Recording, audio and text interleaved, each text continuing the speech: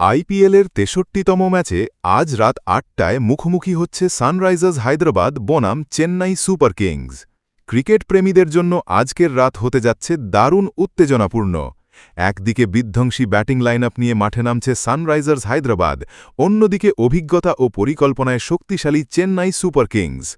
Play অফের লড়াইয়ে দুই দলের কাছেই এই ম্যাচটি অনেক গুরুত্বপূর্ণ। হায়দ্রাবাদের হয়ে নজরে থাকবেন ট্র্যাভিস হেড, অভিষেক শর্মা ও হেনরিক ক্লাসেন।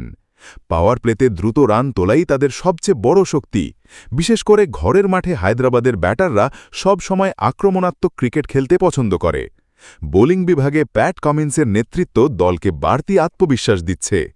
অন্যদিকে চেন্নাই সুপার কিংসের ভরসা তাদের অভিজ্ঞ ক্রিকেটাররা।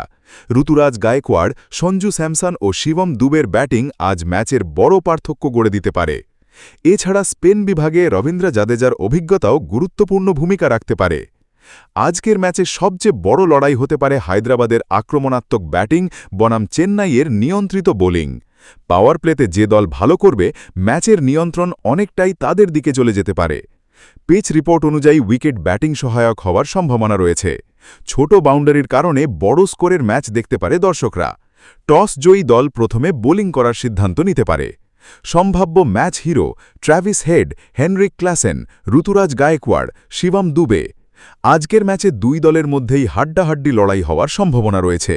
তবে ঘরের মাঠের সুবিধায় সামান্য এগিয়ে থাকতে পারে সানরাইজার্স হায়দ্রাবাদ, কিন্তু চেন্নাই সুপার কিংসকে কখনোই হালকাভাবে নেওয়ার সুযোগ নেই। আপনার মতে আজকের ম্যাচে কে জিতবে? কমেন্টে জানিয়ে দিন আপনার প্রেডিকশন।